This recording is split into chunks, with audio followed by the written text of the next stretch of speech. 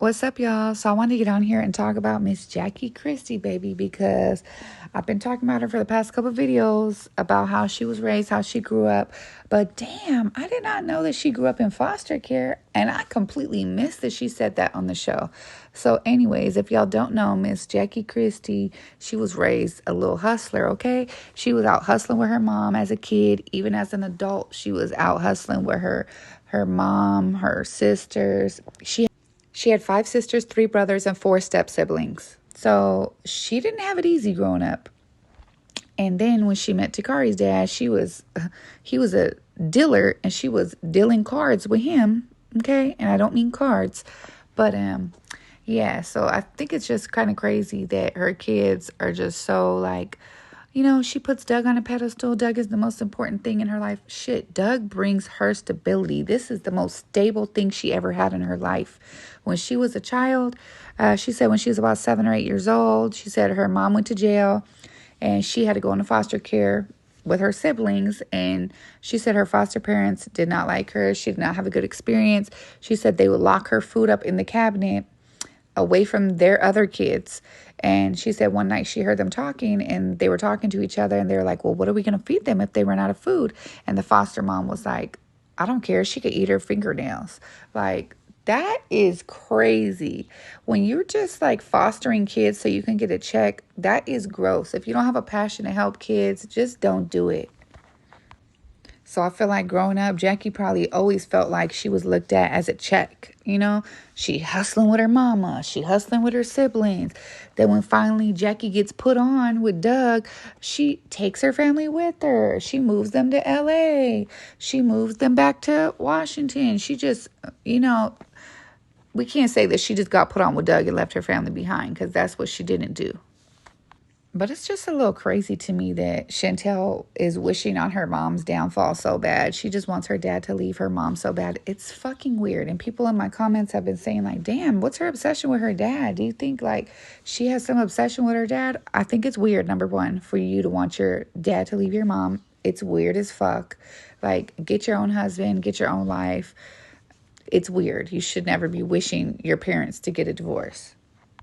But I wanted to get into a couple interviews of Jackie and Doug, and I seen this interview of Duffy talking about Jackie and Doug, and it's real interesting. Like the most loved person on our show is Jackie Christie. Yeah, shout out and she's been on like probably, on this season, she has been on the longest. She is like our elder, but she is one of the coolest, downest girls I know, and definitely will still beat that ass if she has to. So I love Jackie. So, okay, hold on. I'm glad you brought Jackie up. Is Jackie Christie really as crazy as not just the we see her, but as the NBA has said she was, ESPN thinks she is? Is she really that? Yeah, you mess with Doug, you mess with her family, or she feels disrespected.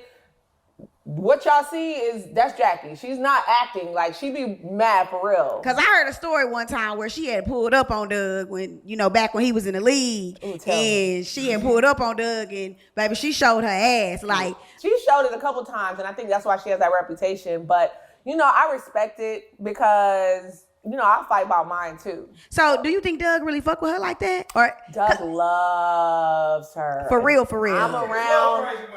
I'm around good, because I'm crazy as hell. Behind the scenes. Let me tell you what. That couple is the definition of black love. And like, I love that Doug Christie holds down Jackie Christie through all the craziness, because I know mine better hold me down when I have my moments. Okay. Now she done did like how many weddings now? Every year she does a wedding? Like I think it's like 30. We might be almost close to 30. And like, what man will get married to their wife every year? What are your thoughts on that when you see a man saying, I will remarry you every year? I feel like that is just because my thing, when I give my friends relationship advice, like I'm one of those people that every day you make a choice to be with somebody. You're not going to have a perfect person. You're not going to have a Prince Charming. Like all these relationships y'all see online that y'all think is perfect on TikTok or whatever, they all have their issues. You make a choice. And he's making a choice every year to say, I do to this woman again. Let's not act like Doug can't leave at any time. Doug's holding the bag. He could have left Jackie at any time. So people will try to put the rumors out there like, oh, Doug be cheating on Jackie. Oh, Doug like man. Like, leave this marriage alone. This man has been there for 30 years. I will be shocked to see him go somewhere. If he ain't left her when he turned head coach, I don't think he's going to. I just don't see it happening. I will be surprised to see, and I will be sad to see it for Jackie. But I feel like Doug represents stability in her life. It's her biggest accomplishment. And hey, what can I say? So I'm definitely gonna, share more from the book and more about how Jackie grew up and how she was raised in her hustling days. But let's look at this clip of when Jackie ran up on the court to beat that ass for Doug. So we just enjoy being around each other. Some of the beginning and then into the tunnel with Rick Fox. Your purse was there, you were there, and people were like, how is Jackie Christie, Doug's wife, right there in the fight? What do you say to people that feel that maybe you're too close, that you're too much a part of his life on the court and off? Actually, what happened is I was going to go back with him in the back, and my instincts just made me run and try and help to stop the fight. But I say that this is my husband, and we love each other, and, I can never be too close to him. Doug, what do you say when people say your wife's around all the time? Why? This is my best friend, my everything. We have other business ventures together. We do so much together. And also, we just enjoy being around each other. Jackie said, look, don't mess with my man. I'm going to be the one to bring it to you. How did you meet Doug? Through a mutual friend in Seattle at a restaurant, a sports bar. And I was like, basketball? No, I'm not interested. I heard athletes fool around, this and that. He's like, no, he's different. He goes to Pepperdine. He's in college. You'll like him. He's kind of quirky like you and preppy. And I'm like, I don't know. Because I was that way, but I was also very popular in Seattle. My daughter Kari was telling the truth when she said it in her book. Everybody wanted to date me, all the guys, all the girls. You're fine, Jackie. Thank you. You look good. I'm fine. Oh, thank you. You Let the always girls been on the show beautiful. tell it. I'm ugly. They call you ugly? I wonder what Jackie would have been like on Basketball Wives if they didn't give her the edit of, I feel like they always try to clown her. The producers, the cast, Shawnee, Evelyn, they have always clowned on Jackie. They have always been like, oh, it's always a dig. It's always like, oh, you look good. Oh, but they're clowning her. Oh, she's getting married again, but they're clowning her. They never edited her and took her seriously as someone who's been married for a long time. Like, they've always took her marriage as a joke. And it's just fucking weird. It's like really weird, the edit they have given her this whole time. Like, Jackie is a crazy lady. I'm not going to act like she's not. She's a fucking thug. She's a pit bull in a skirt, okay? But let's not act like everyone don't got a pass, Evelyn. Anyways, I played that clip just to say that Jackie has been with Doug since he went to Pepperdine, okay? She was with Doug before he got the bag. So it ain't like she was just chasing after Doug to get the bag. She was fucking with Doug when he was at Pepperdine. And do y'all think that's interesting that, when she met Doug, she's like, no, you're a basketball player. Like, I heard they be cheating. I ain't trying to do all that. Like, so we already know Takari's dad was a dope dealer, and I'm sure he was cheating on her. I got to read the rest of the book and let y'all know if there's any stories about that. But it's like, nah, she wasn't trying to go through that. She wasn't trying to get cheated on. So people be like, why the fuck is Jackie so crazy about Doug? Why did she follow him to all his games? Like, she was serious. She was not trying to let nobody else be there to hold Doug at night when he was done off that basketball court. Girls wanted to fight, so I grew up fighting, but hugging them after, like, I don't want to beat your ass. I love you. Come over to my house. My mama's cooking tonight, and you can have all my clothes. I just bought a whole bunch of stuff at Piccadilly's and JCPenney's and Macy's. You can have it all. Pick what you want. After I done beat the hell out of them, drug them all down the street, tore their clothes off, because I told them, just because I'm nice, don't take advantage of me. And that's what I fought with my whole life, Carlos. People take my kindness for weakness.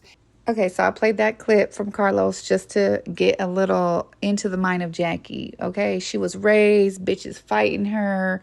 She said she was whooping their ass and then taking them home to give them some of that JCPenney's and shit that she had stole. Because remember, I told you in the last video, allegedly, she used to go out and boost shit. And supposedly they were working with the mafia, boosting and returning shit. So she said bitches used to mess with her, take her kindness for weakness. She used to whip their ass and give them some shit after. So she got a little bit of heart. I point that out just to say that is her love language. Gifting people is her love language. That's how she was raised. She was raised to go get it for grandma, or her mom, I should say. She was raised to go get it for the family. And once she got put on, She took the family with her. So I also was I was watching the Breakfast Club interview that Jackie did. And this is around, I guess, not too long after Takari's book came out. So they were asking her a lot of questions about Takari and Chantel. And she was stating how, she always took care of her mother. She always gave her mom money.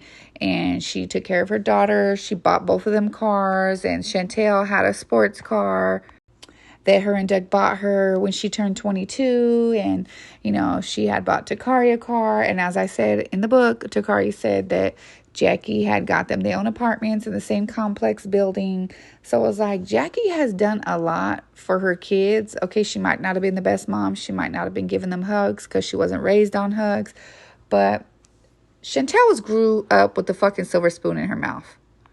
Okay, so Jackie Christie was on the Breakfast Club, and I can't play the clip because the Breakfast Club be fucking striking people's videos, so I can't do that. But they were asking her about Takari and Doug's relationship, and she was like, Doug loves her. She's in Doug's will. If something ever happens to Doug and I, she gets $8 million. And Charlamagne was like, what?